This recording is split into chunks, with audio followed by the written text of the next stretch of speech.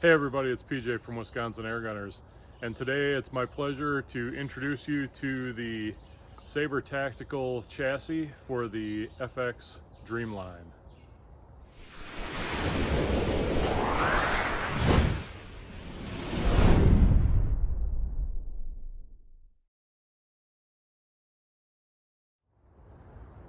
So when FX developed the Dreamline series of rifles, they picked the name really intentionally.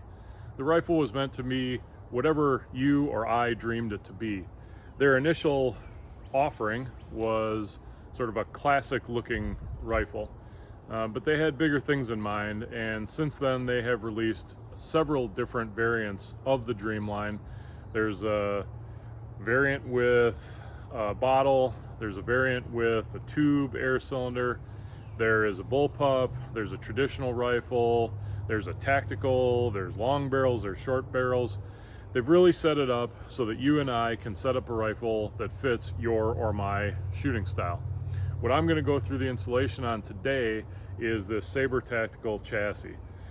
Saber Tactical has really brought it with this offering. It's got a ton of adjustability, and I think a lot of the features, well, certainly the features that I want, but I think they're features you're going to want too. This video is about installing the Dreamline with the power adjuster. So if you had a classic and added a power adjuster, or if you have a Dreamline Tactical which has the power adjuster in it, however your gun is set up, this is ready to accept that action into the chassis. So first, let's talk about features. So as far as features go, let's start out front. You have a 4-slot Picatinny rail out front. If you're going to shoot off a bipod, this takes it out to within a couple inches of the end of the barrel for very stable shooting. It's good placement on that. The machining is really nice, so no problems or questions there. Behind that, you've got a long section of Arca Swiss rail. If you've got a tripod like I've got here, that just fits right in, and you can use this for standing, sitting, kneeling, probably not prone, but there's a lot of good shooting that can be done off a tripod like this. You also have a 1/4-inch standard tripod adapter, so if you did have sort of a standard photo tripod, you could screw that directly in here and attach your tripod that way. Moving back, we've got a generous trigger guard. Easily fit gloved fingers in there. It's going to matter to me because I shoot year round. Down in Florida, that might not be as much of an issue, but I like the fact that they've got that sculpted out, and it's going to be fine for shooting with gloves. Your safety is going to ride up here, and that's the wire safety that the Dreamline Classic has. Back here you see the release for the folding stock.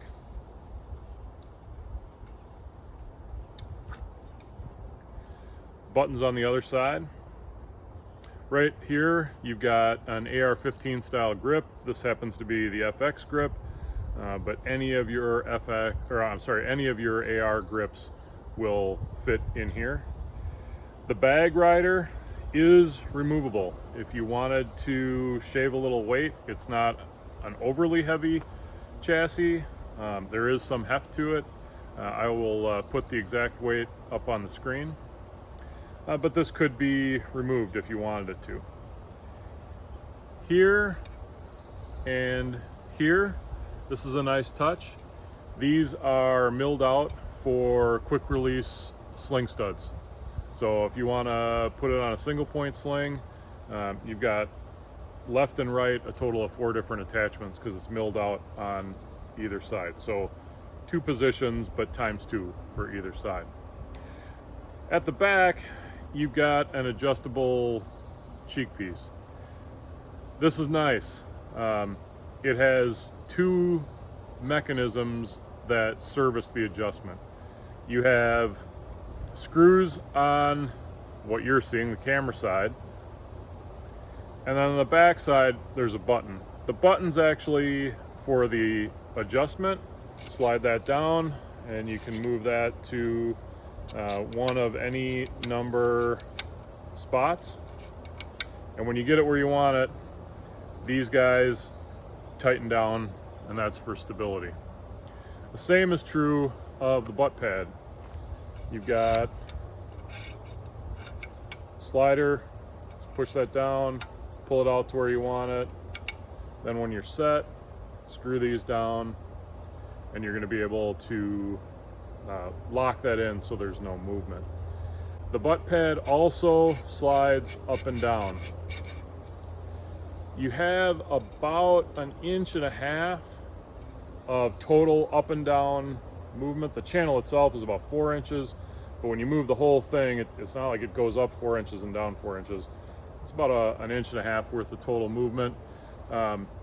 The up down here and the in out here is closer to 1.75 inches, so quite a bit of adjustment.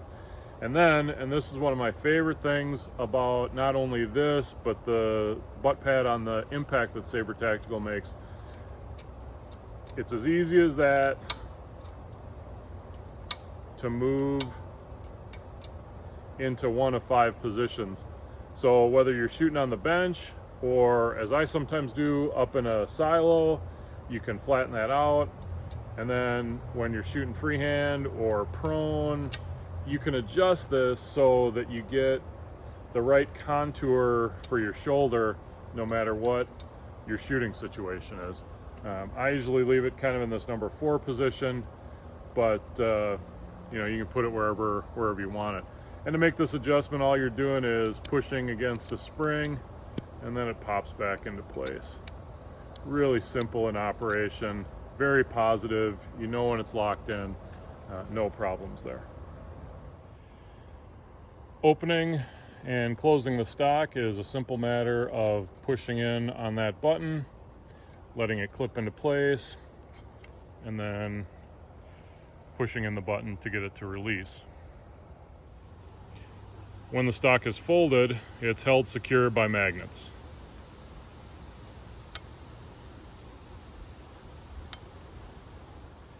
While we're up here looking top down at the cheek piece, it can be removed and could be replaced if you so desired. So in this video, what we're going to be doing is installing the Dreamline into the Saber Tactical Chassis. This video is for the power adjuster version. There are a couple of different steps that you have to go through in order to install the power adjuster version. It's not difficult.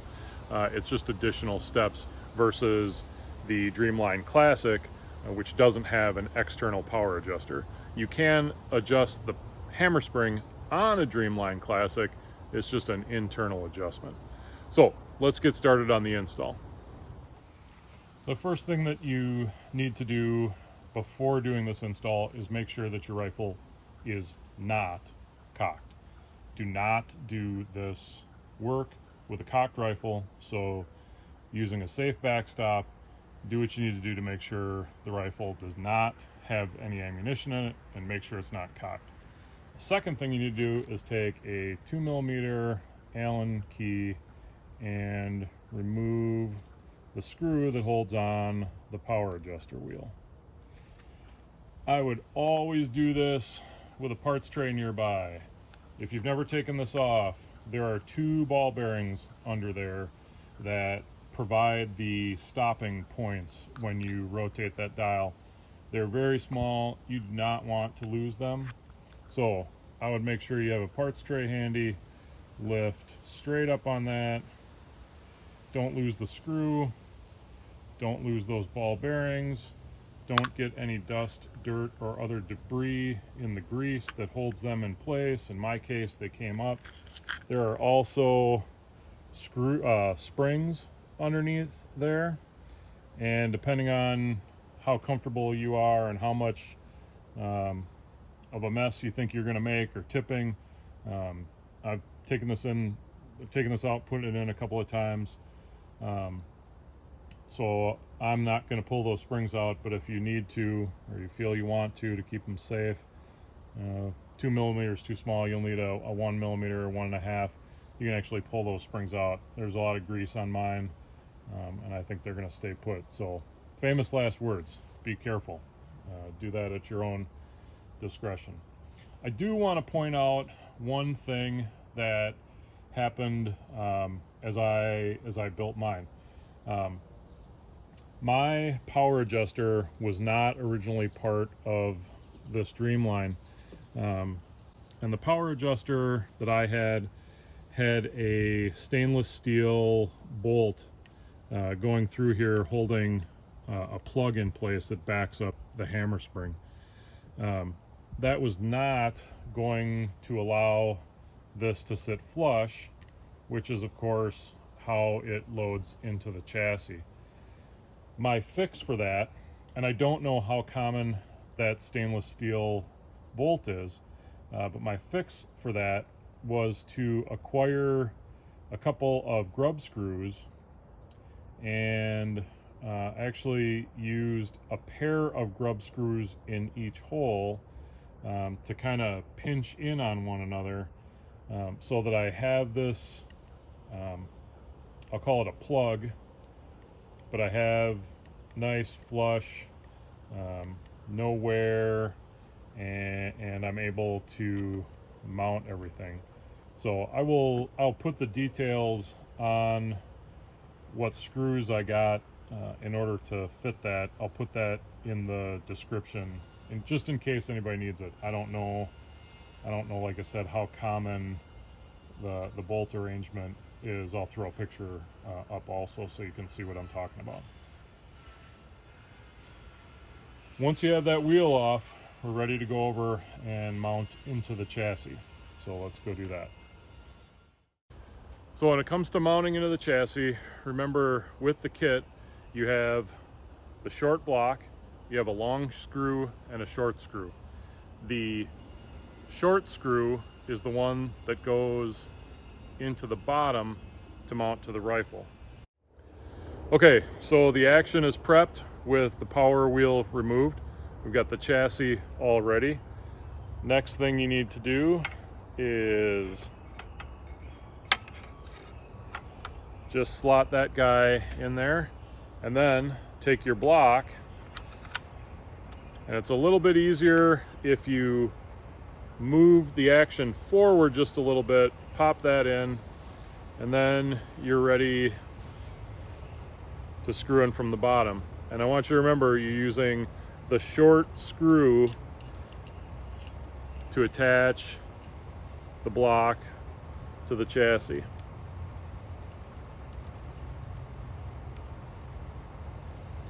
Get that a little bit snugged, and then you can go ahead and take the longer screw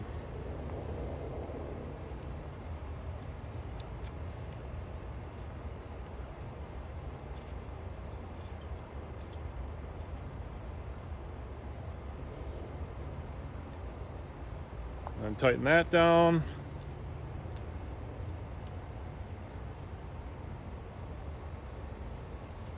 Don't need to be ridiculously tight on any of these.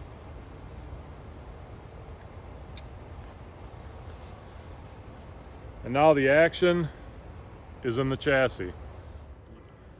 So the last thing to finish the install is to remount our power wheel.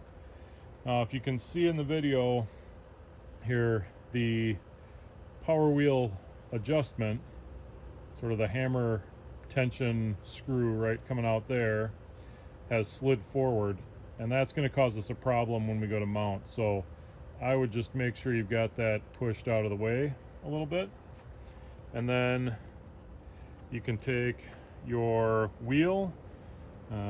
I know that I took it out at minimum, so I'm going to put it back in at minimum.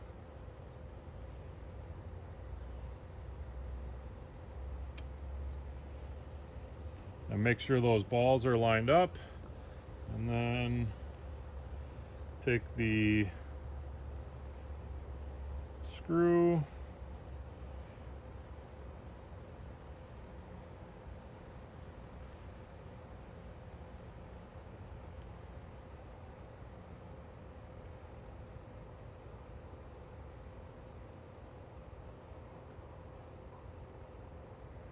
You don't have to go crazy on that. We want to make sure that it rotates freely.